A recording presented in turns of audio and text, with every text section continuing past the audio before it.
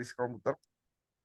Oke, teman-teman, thank you banget yang yang udah datang hari ini. Ya karena itu di sini saya nggak sendirian bersama eh, pembicara-bicara hebat, ada Kak Maria, Kak Ayu. Hari ini terkhususnya akan membicarakan banyak tentang konten, menjelaskan, dan terkhususnya untuk SIGK, VP, dan DL. Nah, ini untuk khusus tutor-tutor itu akan sangat terbantu banget dengan materi ini.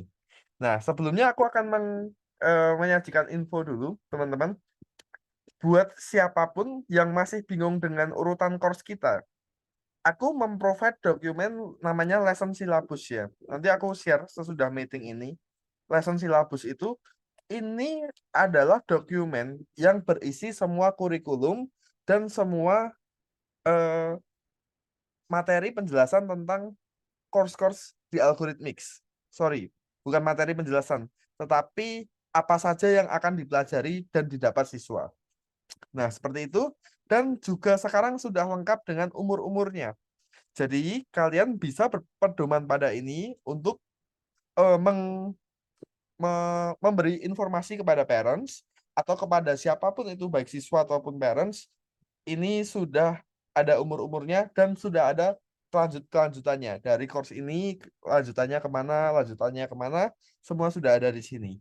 Nah, ini nanti di-share bagi tutor-tutor yang nggak tahu, itu akan di-share dan itu sebagai pusat informasi lah untuk jika menjawab ada pertanyaan-pertanyaan dari parents ataupun murid kalian.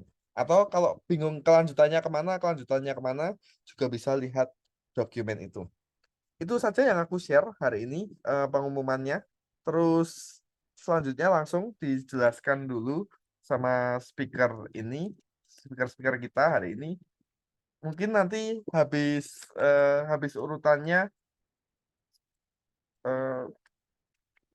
urutannya siapa dulu sih? Lupa tadi.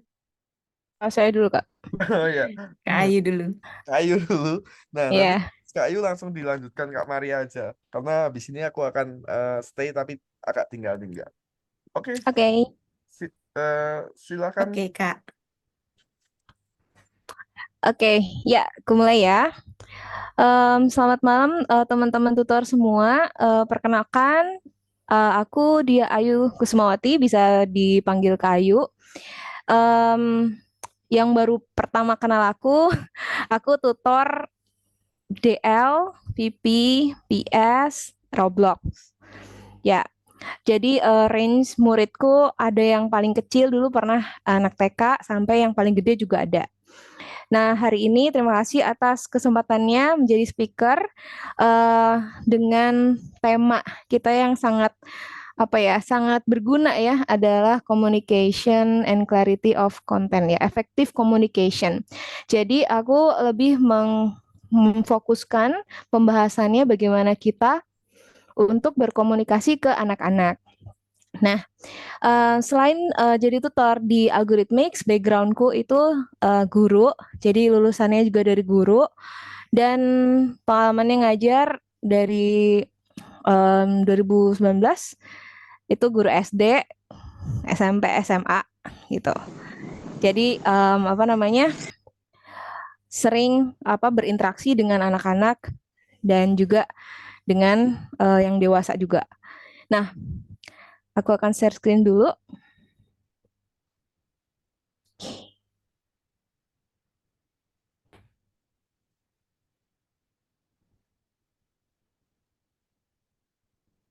Oke. Pada training topik hari ini, tadi judulnya udah aku sebutin ya, Effective Communication and Clarity of Content. Oke, communication ya. Yang terpenting sebagai tutor dalam menyampaikan materi adalah komunikasi. Bagaimana kita bisa ngobrol sama murid kita. Jadi kita nggak hanya menyampaikan materi yang ada di metodologi, kita nggak peduli itu anak paham apa enggak, gitu kan? Bukan seperti itu. Jadi kita bagaimana berkomunikasi.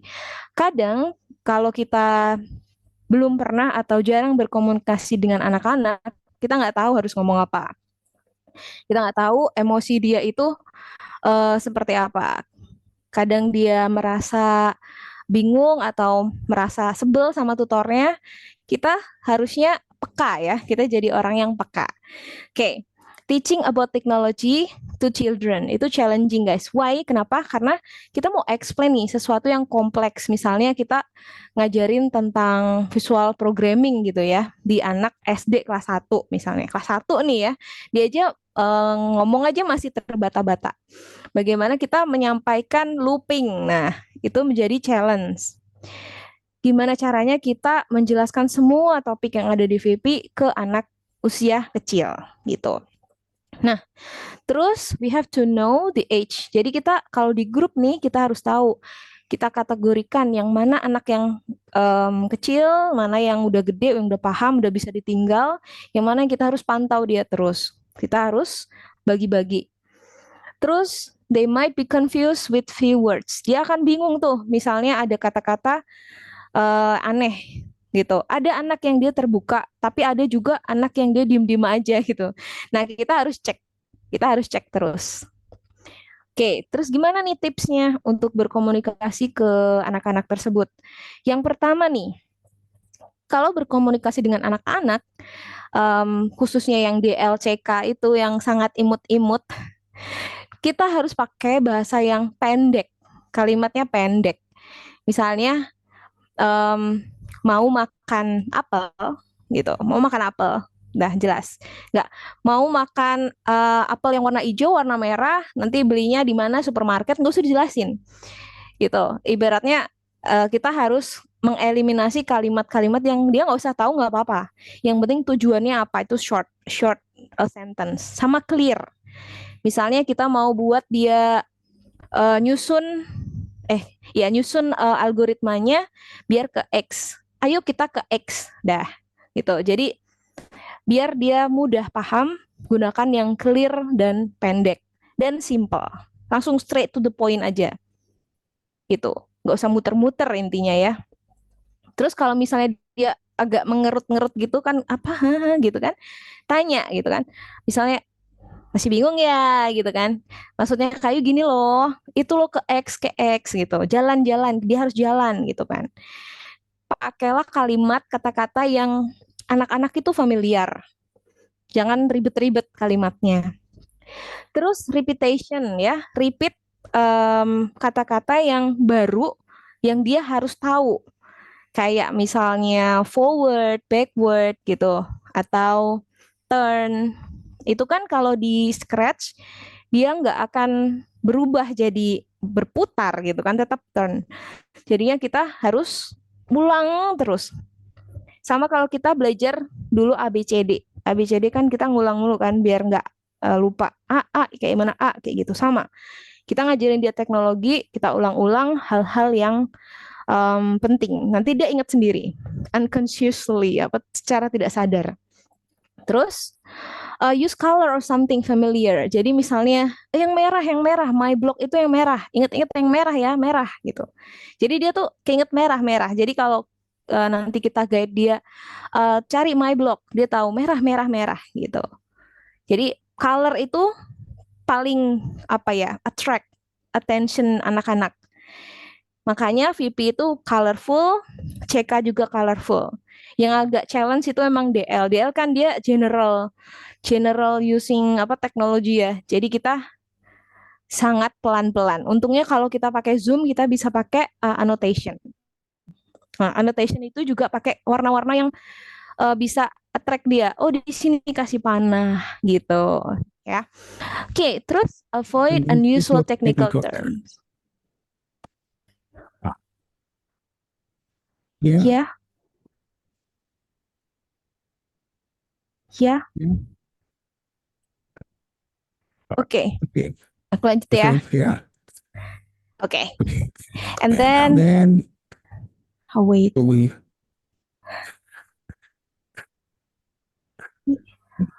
Kayaknya ada, in hot. bentar, ada error nih. Ya udah deh, lanjut ya. Sekarang kamu gimana kalau malam ini?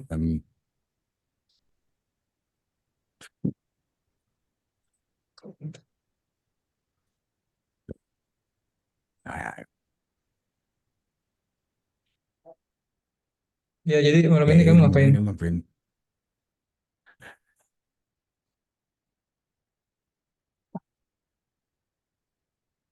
Nah, apa itu? Boleh di mute nggak? Aku nggak ada akses.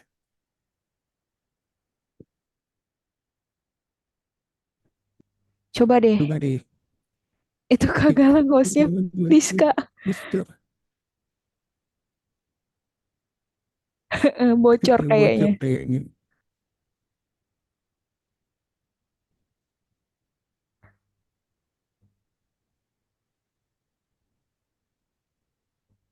Coba ya. Soalnya Eko.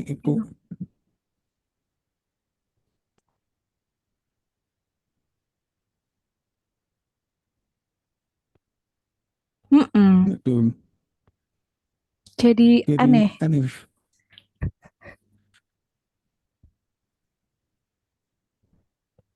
Waduh, gimana nih guys? Jadi kalau tak lanjutin jadi lucu. Makanya nggak ada akses nih Kak Galang nih. Bentar baru aku call. Thank you Kak. Coba aku chat lewat Telegram ya ke Kak Galang ya. Oke. Ini aku baru call. Bentar. Ada yang pakai AI ini kayaknya. Mm-mm. Iya, sorry guys. Udah.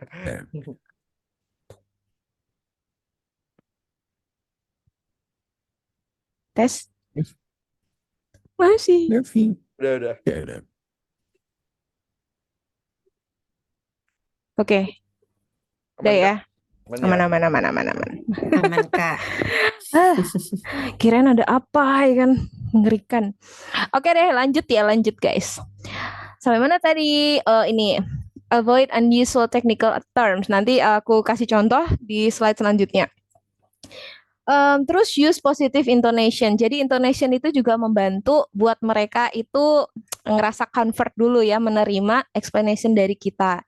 Misalnya kita bikin positive intonation. Misalnya yang mana sih blok warna apa sih move 10 step gitu kan, move 10 step gitu, atau move kalau misalnya negatif kan kayak move 10 step kayak gitu, nggak enak gitu kan kalau kita menjelaskan dengan intonasi yang buruk atau dia malah bikin dia sebel sedih kan, dia juga nggak convert untuk communication sama kita. Nah sebagai tutor membangun intonasi yang enak, yang anak-anak itu suka, nyaman, itu juga butuh latihan gitu. Jadi nggak apa-apa, pelan-pelan kita tata intonasinya kalau kita ketemu anak-anak yang kecil-kecil gitu. Kita harus flip nih.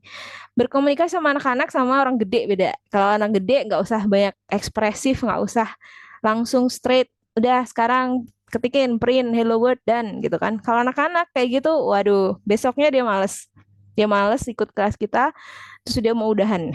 Kita kan nggak mau kayak itu kan. Jadi gimana caranya?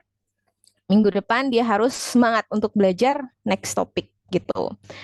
Terus big challenge if we met kindergarten ya yang dia belum bisa baca dan dia harus membaca gitu ya. Jadi kita bantu bacain semua instruction, kita jelaskan secara pelan-pelan maksudnya apa. Terus misal dia nggak bisa menemukan bloknya, kayak tadi balik pakai warna, pakai shape yang dia sudah paham gitu. Next. Nah ini misalnya ya guys, ada yang membingungkan. Misal kita cuma bilang, ini adalah interface scratch ya guys gitu. Bayangin anak kelas 1 dengar kata-kata ini gitu kan. Ini apaan? Interface itu apa kak? Gitu kan. Ntar kita menjelaskan, interface adalah, jangan. Jangan menjelaskan interface adalah ya. Jadi itu loh ini tampilannya Scratch, ini bentuknya Scratch tuh kayak gini. Kita pakainya aplikasinya kayak gini gitu.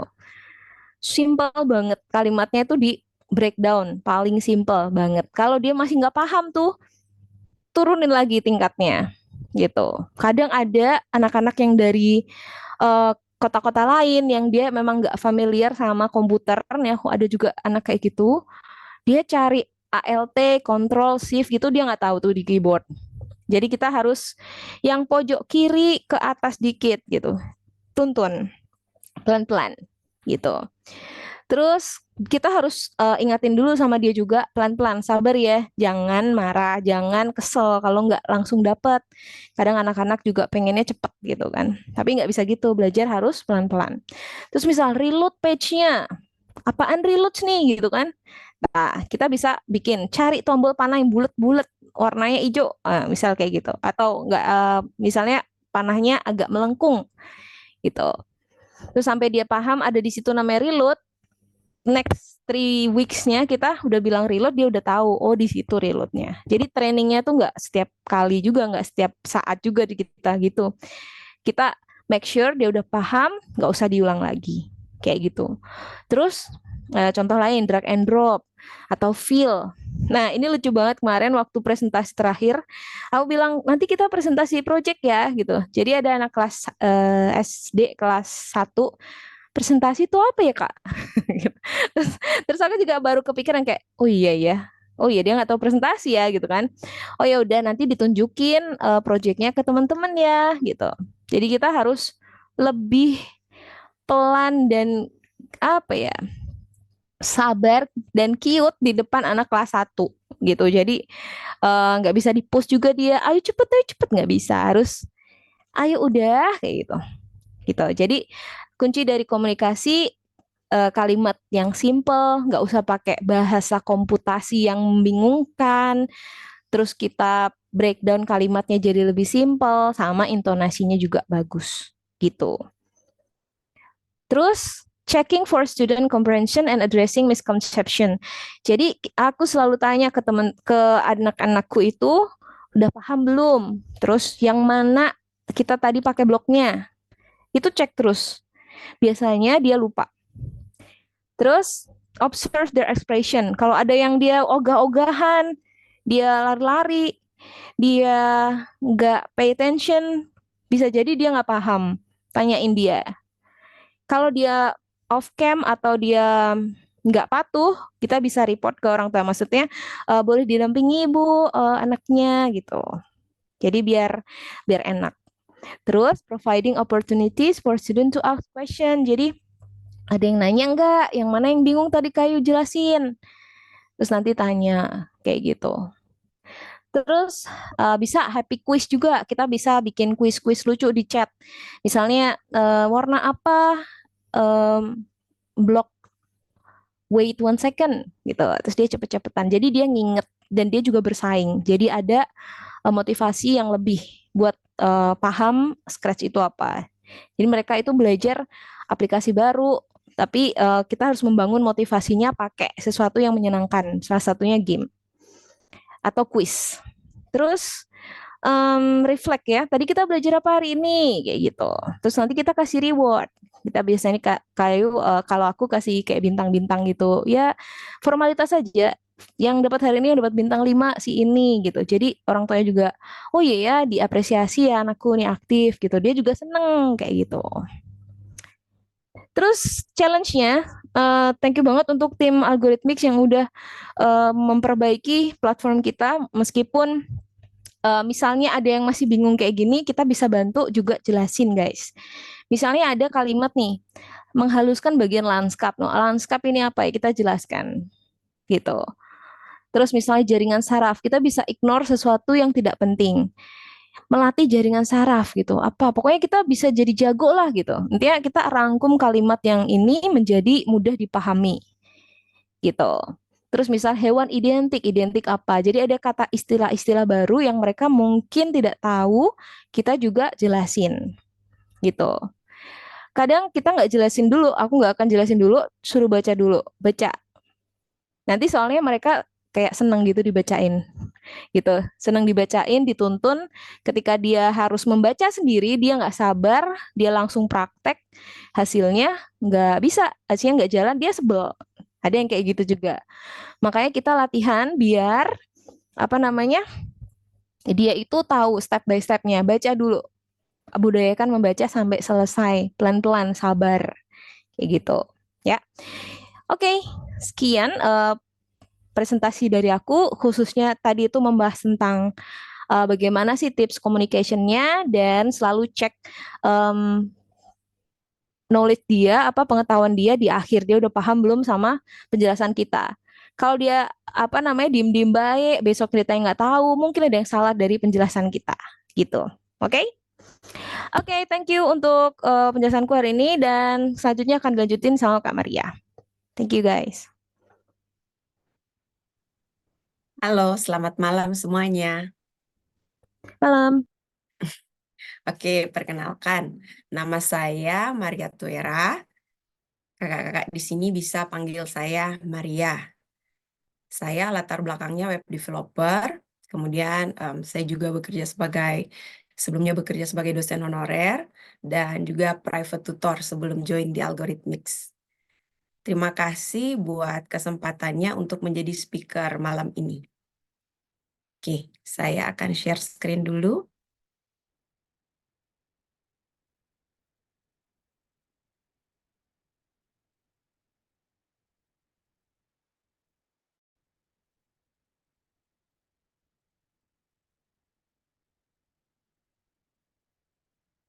Bentar ya.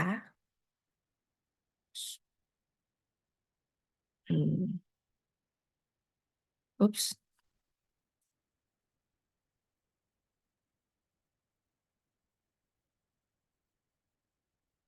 Mana gedenya?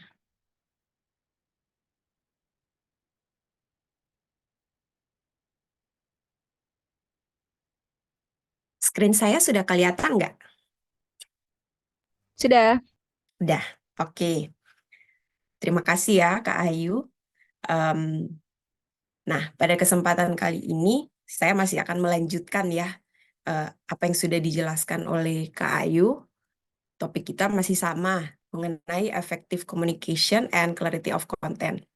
Tapi pada kesempatan kali ini saya kebagian menjelaskan 2 subtopik. Yang pertama, translating terminology and maintaining consistency in language use. Dan yang kedua, providing clear instruction and explanation in written and verbal format. Oke, saya langsung aja. Yang pertama ya. Nah, yang pertama, translating terminology and maintaining consistency in language use. Terminologi itu apa sih? Saya ambil dari Cambridge Dictionary, ternyata terminologi itu special words or expression used in relation to a particular subject or activity. Jadi, kata-kata spesial atau ekspresi yang dalam hubungannya berhubungan dengan subjek tertentu atau aktivitas tertentu. Nah, di sini kan kita ngajarnya mengenai, kebanyakan mengenai programming kan, programming buat anak-anak.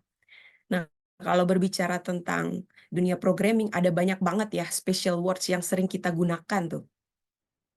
Nah, pada kesempatan kali ini, saya akan mencontohkan beberapa special words yang saya temukan di CK dan VP. Hanya beberapa aja ya, nggak usah banyak-banyak. Nah, kalau kakak-kakak lihat di sini, di CK, saya pakai ada loop, ada event, di VP, ada data type, ada event juga, ada prosedur, kelas, dan string. Nah, kalau kita lihat di sini ya, di sini kalau misalnya berbicara tentang loop dan data type nih, ini masih gampang dimengerti. Apalagi kalau misalnya anak-anak yang ngambil kelasnya yang English kan. Mereka sudah oke, kalau berbicara tentang loop, pasti ada sesuatu yang diulang nih, gitu kan. Atau kalau misalnya data type, oh pasti berbicaranya tentang tipe data. Tapi kalau misalnya sudah bicara tentang event, prosedur, kelas dan string, mulai ngawur nih. Maksudnya ngawur, maksud saya gini. Bayangin, ini karena pengalaman saya dulu waktu belajar programming. Mikirnya event itu acara kan. Apakah itu mungkin acara 17-an kah, kawinan gitu. Terus tiba-tiba kok eventnya di sini jadi lain gitu. Wah, ternyata event di sini, apalagi kalau kita lihat di VP kan, anak-anak lihatnya eventnya kok ada blok-blok di event, ada kayak ketika bendera diklik, atau ketika sprite ini diklik, kayak gitu.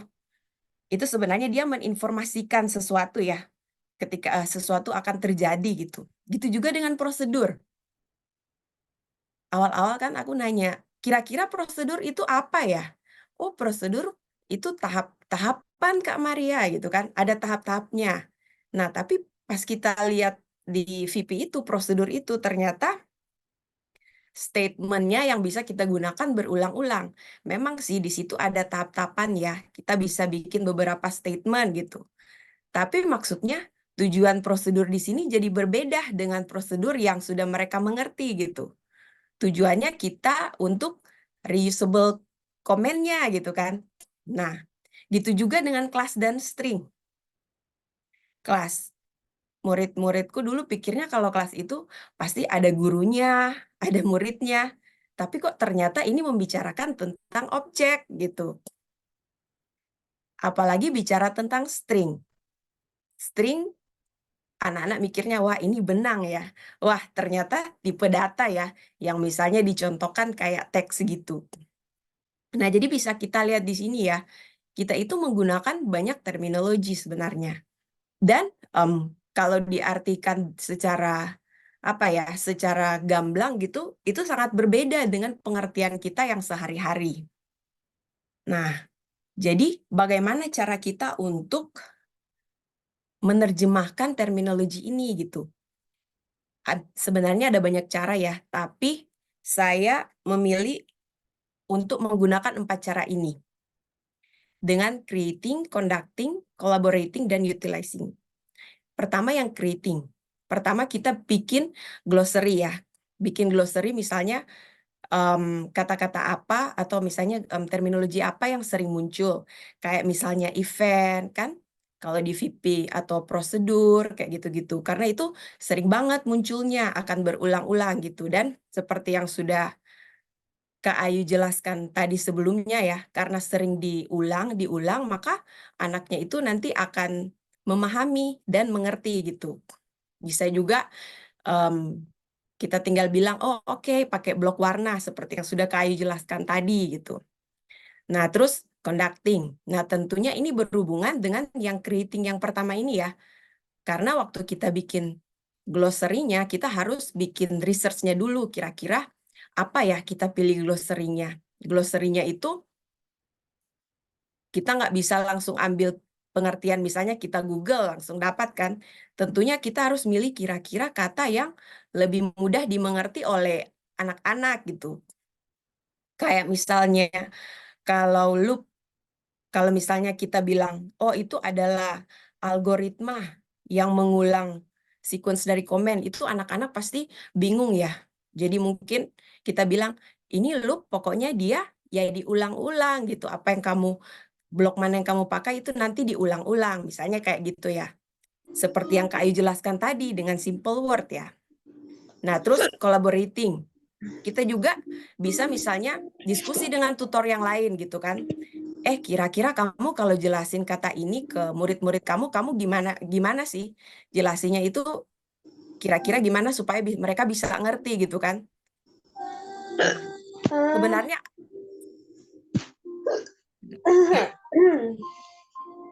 halo Kak Sabrina. Oke. Nah, sebenarnya ada juga sih kayak dictionary yang tentang teknologi ya yang bisa kita gunakan gitu.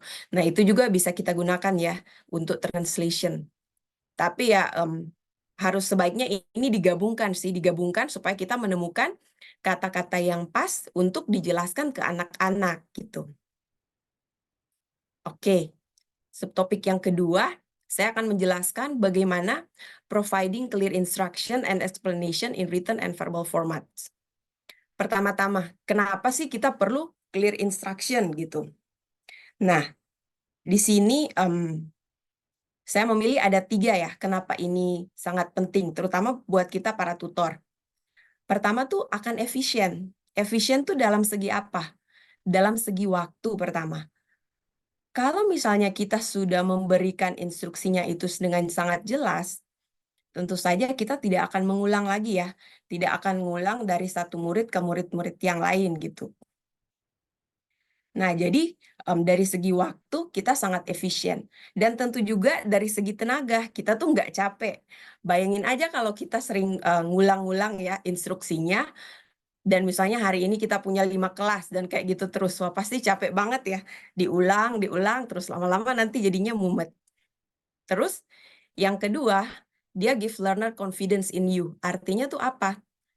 Karena kita mampu memberikan instruksi yang jelas, jadi yang dengar, maksudnya dalam ini murid-murid kita akan merasa, oke, tutor ini benar-benar ngerti loh apa yang diajarkan gitu. Mereka percaya diri dengan tutornya gitu. Apalagi kalau misalnya kayak CK gitu kan, orang tuanya tuh suka duduk bareng mereka. Orang tuanya juga sangat memahami, oke, wah tutor ini memang ngerti ya apa yang sedang diajarkan. Dan yang terakhir, karena itu sudah efisien gitu, ya pasti pelajarannya akan berjalan dengan sangat baik ya, lancar gitu. Nggak ada yang riweh di kelas dan lain sebagainya. Nah, gimana sih cara kita untuk providing clear instruction? Ada beberapa cara yang bisa kita gunakan. Yang pertama, yang saya pilih itu get their attention. Misalnya tuh yang seperti apa? Kan kadang kalau misalnya kita mulai kelas, mereka tuh kalau misalnya belum kekumpul semua, masih suka ngobrol satu dengan yang lain, gitu. Atau misalnya masih suka bicara ini, atau misalnya mereka ada suara-suara yang lain, gitu. Jadi biasanya saya akan bilang, oke, Kak Maria mau jelasin dulu ya. Tapi sebelum Kak Maria jelasin, Kak Maria itu akan mute dulu semua suaranya gitu. Supaya yang terdengar hanya suara Kak Maria aja gitu. Apalagi kalau kelas CK kan. Kelas CK biasanya sangat rame gitu. Jadi perlu di mute dulu. Nanti kalau misalnya ada pertanyaan, angkat tangan. Nanti ada waktunya buat teman-teman bertanya, Kak Maria berikan kesempatan. Nah, dengan begitu semuanya bisa mendengar dengan jelas apa yang sedang dijelaskan. Terus kita speak clearly ya. Jadi berusaha menjelaskan itu dengan baik gitu, dengan perlahan-lahan. Karena anak-anak kan kalau kita menjelaskan dengan cepat, wah masih susah ngerti. Seperti Kak Ayu jelaskan tadi kan, ada yang baca atau ngomongnya itu masih belum jelas juga gitu. Nah, terus use short sentence and simple language. Ini persis ya dengan yang sudah Kak Ayu jelaskan juga. Jadi, ini misalnya contohnya apa? Kalau misalnya kita mengerjakan yang latihan di platform, kita sebenarnya bisa kan bilang, oke, kalian tuh bisa mengerjakan dengan baca layar instruksinya. Untuk murid-murid yang pintar, mereka tuh bisa dengan cepat ngerti gitu. Oh, ini yang disuruh ini. Tapi murid-murid yang lain suka bingung, wah ini artinya apa gitu. Apalagi kan kalau kayak kemarin-kemarin misalnya yang bahasa Indonesia itu kayak kayak apa ya, kayak ditranslate langsung dari bahasa Inggris kan. Jadi artinya itu agak apa ya, agak belibet-belibet dikit gitu. Tapi untunglah karena aku juga ngajar yang Inggris, jadi oh ini udah ngerti maksudnya kayak apa gitu. Nah jadi sambil dijelaskan lagi ini apa gitu. Kadang begitu dijelaskan mereka sudah langsung ngerti, oh ini maksudnya apa. Atau mungkin mereka masih perlu untuk didemonstrasikan. Didemonstrasikan misalnya dengan cara, oke, untuk yang nomor 1 cara bikinnya seperti ini, diambil bloknya gitu. Dan sambil diambil bloknya itu dijelaskan lagi dengan hubungannya dengan materi yang sudah diajarkan. Misalnya, oke, kita pakai yang operator ya, yang pick random 1-5. Ngerti kan random itu apa gitu? Ayo. Jadi kalau random 1-5 itu, dia akan muncul bilangan apa aja kira-kira. Apakah 6 muncul, 10 muncul, kayak gitu-gitu. Kita lihat kalau mereka sudah ngerti atau belum. Kalau misalnya belum, ya sudah diselipkan lagi yang materi tadi gitu, sambil didemonstrasikan. Nah, terus yang ini nih, yang break things down into smaller step. Ini sangat berguna ketika para murid mengerjakan proyek yang besar gitu. Aku udah pengalaman setiap kali kalau muridku lihat proyek yang contoh kalau di VIP ada platformer atau yang labirin, mereka lihatnya itu langsung, wah Kak, kok banyak banget gitu, panjang banget, langsung malas duluan gitu. Nah, biasanya aku bilang gini, oke gini, kita kerjainnya, coba kita lihat sprite yang mana yang skripnya itu yang paling simple gitu kan. Nah, jadi mereka bilang, oke, gimana kalau kita mulai misalnya dari yang bold duluan? Iya, boleh. Kita mulai dari yang bold duluan. Nah, kita bikin bareng-bareng yang bold duluan. Selanjutnya, mereka pilih lagi yang mana gitu. Dan kalau misalnya sudah kebagian di sprite yang memang banyak banget skripnya, aku akan bilang gini caranya. Kalian coba deh di zoom in, jangan di zoom out ya, di zoom in. Kita lihat satu bagian dulu. Kalau udah, nanti kita geser bagian per bagian gitu. Nanti pada akhirnya akan selesai semua. Baru akhirnya kita encourage kan. Wah, lihat. Walaupun tadi katanya ini banyak, ini kompleks, tapi kalian selesai loh. Dengan begitu mereka akan lebih percaya diri. Wah, iya juga ya. Kayaknya tadi kok banyak banget, tapi sekarang kok bisa selesai ya. Dan lama-kelamaan mereka tuh akan terbiasa dan merasa mampu walaupun proyeknya itu sebenarnya lumayan rumit gitu. Dan yang terakhir, check that they understand. Nah, tahap-tahapannya itu seperti yang ya mirip juga ya dengan yang sudah Kak Ayu jelaskan. Kak Ayu sudah menjelaskan dengan secara detail ya. Dan juga seperti biasanya kan juga kalau misalnya kita masuk ke materi minggu depan, ada juga review-reviewnya kan di awal. Dari slide yang sudah diberikan oleh algoritmis juga itu sudah ada review-reviewnya. Jadi kita bisa pakai itu untuk tanya-tanyakan lagi gitu. Dan dari pengalaman saya, lama-kelamaan mereka tuh sudah benar-benar tahu, oke kalau bikin prosedur yang mana gitu. Mungkin awal-awalnya akan terasa rumit, tapi pada akhirnya mereka benar-benar menguasai, blok-bloknya juga benar-benar menguasai. Bahkan kalau misalnya ada yang baru, bingung mereka yang bantu jawab, itu loh yang warna hijau, itu loh yang warna ungu gitu, kayak gitu. Oke, terima kasih.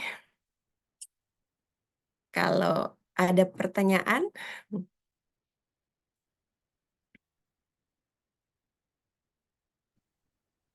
Halo. Oke. halo, iya platformer memang suka ngeluh. Oke, ada yang mau ditanyain dulu nggak?